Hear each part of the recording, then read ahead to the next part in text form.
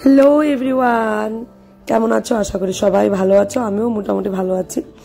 সকাল সকাল জলটা একটু গরম করে নিচ্ছি। এখন যদিও জল তেমনটা গরম করতে হয় না, জলটা আমি বয়েল করি না, জাস্ট একটু গরম করে রেখে দিই। কারণ আমার হাজব্যান্ড ওটস কোনোদিন যদি ওটস খায় আর মাধব যদি শুধু বিস্কিট আর জল খায়, তাহলে একটু জলটা অল্প একটু গরম লাগে। তো আজকে বলছে যে শ্যামাই খাবে, দেখো শ্যামাই করে নেবো আমি। তো গরম জলের মধ্যে আমি গরু দুধ আমুল মিল্ক পাউডারটা গুলে নিচ্ছি, সেমাইগুলো দিয়ে দেবো। মিল্ক পাউডারটা যখন একটু বয়েল হয়ে আসবে বাস দিয়ে দেবো। একদম ইজি সেমাই রান্না। অনেকে আবার বিভিন্ন রকম করে রান্না করে, কিশমিশ দেয়, কাজু বাদাম দেয়, তো আমি নর্মালভাবে করে নিচ্ছি। তো দেখো হয়ে গেছে, দিয়েছি সেমাইগুলো। আর চিনিটা তো দুধটা যখন ফুটে আসে গ্যাস ওভেনটা বন্ধ করে তারপর চিনিটা দিতে হয়।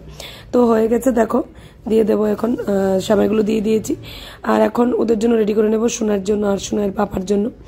তো রেডি করে নিচ্ছি। আর প্রচণ্ড ঠান্ডা হতে টাইম লাগে, তো আগেই বেড়ে রেখে দিলাম যখন ওরা খায়। আর এই যে দেখো, এগুলো আমি বাকি যে সেমাইগুলো আছে এগুলো আমি একটু ডিবিতে ঢুকিয়ে নেব। তাহলে মাঝে মধ্যে একটু রোদ্দুর দিতে হয়, নয়তো আবার পিঁপড়ে ধরে যায়। আর এগুলো কি সেমাই বলো তো? লাচ্ছা সেমাই, তো এই জন্য এরকম হয়ে যায়।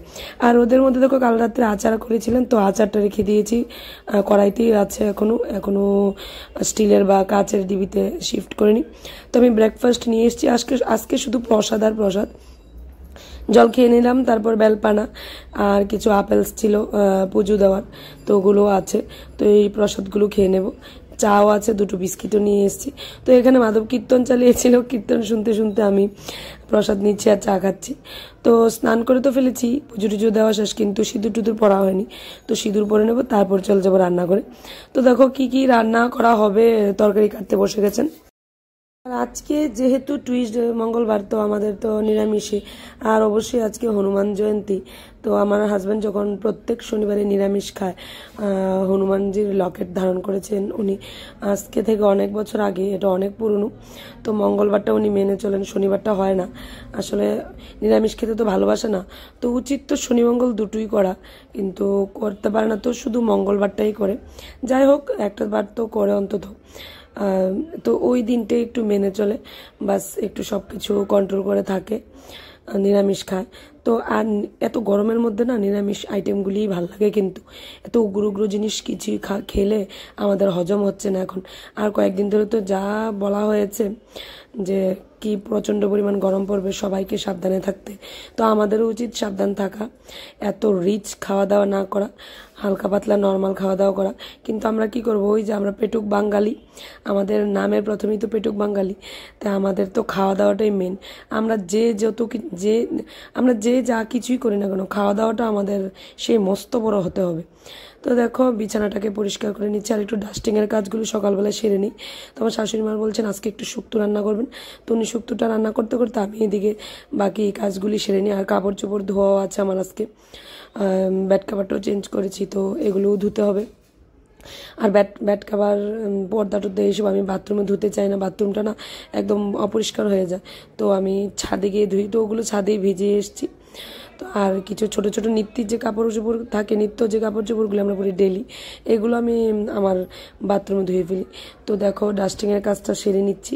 আর মাধব তো সঙ্গে সঙ্গে আছেই। আর মাধবের স্কুলের জিনিসপত্র রেডি করে নিচ্ছি, কারণ আমি রান্নাটা করব মাধবকে স্কুলে দিয়ে এসে। তো ব্যাগ ড্রেস রেডি করে নিলাম।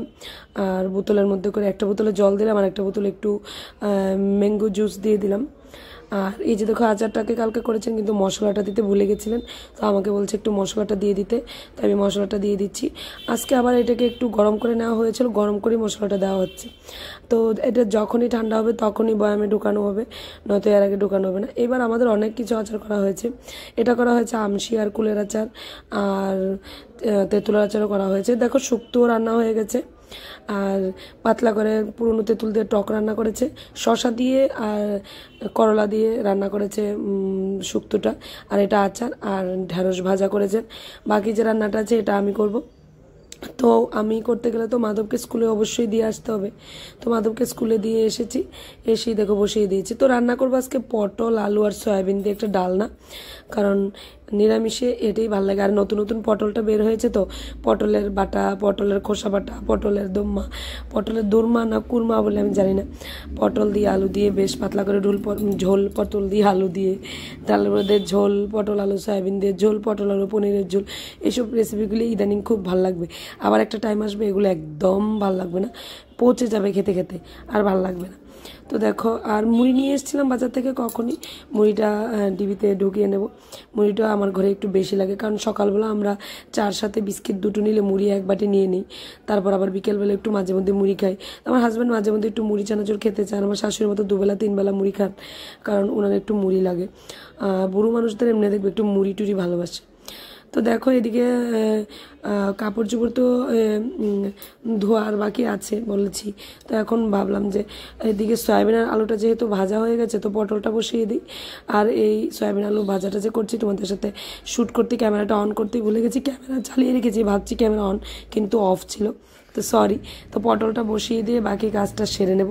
তো পটলটাকে একটু অল্প একটু তেল দিয়ে, একটু লবণ হলুদ দিয়ে, বাস একটু জল দিয়ে ভালোভাবে ঢেকে অল্প আছে ভেজে নেব। আর এই যে দেখো, বাথরুমে যে ডেলি বেসিসের কাপড়গুলি থাকে, তো এগুলো ধুয়ে দিয়েছি, এগুলো ছাদে মেলে দিয়ে আসবো। আর আজকে আটাটা রোদে দেবো, আচার টাচার কিছু দেবো না, কারণ আচারগুলো তো এমনিতেই গরম হয়ে আছে। তো ব্যালকনিতে দেবো আমি আটা রোদে। তো আটাটা আমার শাশুড়ি মা এটাকে চালনি দিয়ে চেলে দিয়েছেন, এখন এটাকে আমি রোদে দেবো। তো ব্যালকনিটাকে আবার একটু পরিষ্কার করে নিচ্ছি, প্রত্যেক দিন পরিষ্কার করি, কিন্তু ধুলাবালির শেষ নেই।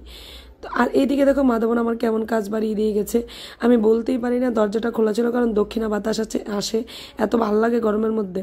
তো কাঁঠালের বিচিগুলি রোদে দিয়েছিলাম, ও কখন যেন এসে কাঁঠালের বিচিগুলি সবগুলো এখানে ফেলে দিয়ে চলে গেছে। তো কাঁঠালের বিচিগুলো আবার তুলে রাখলাম বলের মধ্যে। তো এই জায়গাটা ভালোভাবে ঝাড় দিয়ে নিচ্ছি। তো এখন দেখো ঝাড় দেওয়া হয়ে গেছে, এখন আটাগুলি একটা গামলার মধ্যে করে বাস রোদে দিয়ে নিলাম। এভাবেই রেখে দেবো, যাতে পরের দিনও আবার একটু রোদে দেওয়া যায়। 2-3 দিন এভাবে রোদ দেওয়ার পর না, তারপর ডিবিটা ঢুকিয়ে রেখে দেবো। তো পটলের তরকারিটা রান্না করতে চলে এসেছি। দেখো এখানে নিরামিষ রান্না করবো, যেহেতু গোটা গরম মশলা, দারচিনি, এলাচ, গোলমরিচ, লবঙ্গ, তারপর তেজপাতা আর জিরে দিয়ে দিলাম। আর মশলা যা নর্মাল মশলা থাকে, আদা, জিরে, ধনে, কাঁচা লঙ্কা, এগুলো দিয়ে দিলাম। বাস এখন একটু তেলটা না প্রচণ্ড বেশি পড়ে গেছে আমার, যদিও তেল আমি কম দিই, আজকে একটু তেলটা বেশি পড়ে গেছে। তো মশলাটা কষে আসলে অ্যাজ ইউজুয়ালি সবজিগুলি দিয়ে দেবো, যা সয়াবিন, আলু, পটল, এগুলো দিয়ে বাস ভালোভাবে কষিয়ে নেব। আবার একটু চিনিও দিয়ে দেবো। তো এভাবে ভালোভাবে কষিয়ে রান্না করে ঝোলটা দিয়ে দেবো। আর ইদানিং কি হয়েছে বলো তো, এত গরম পড়ছে না, ভাল লাগছে না রান্নাঘরে থাকতে বেশিক্ষণ। আর বেলা যদি হয়ে যায় 11টা যদি বেজে যায়, তাহলে তো আরও রান্নাঘরে থাকতে ইচ্ছা করে না, গরম এত প্রচণ্ড। ভাগ্যিস আমার এই রান্নাঘরের এদিকে একটা ছোট্ট জানালা আছে, তোমরা দেখতেই পাও সবসময়, এটা দিয়ে না ভালো বাতাস আসে। তো গ্যাস ওভেনটা নিবে না, বাতাসটা আসে, মৃদু মৃদু বাতাস, এটাই গায়ে লাগে, তো ভালো লাগে আর আরামও লাগে।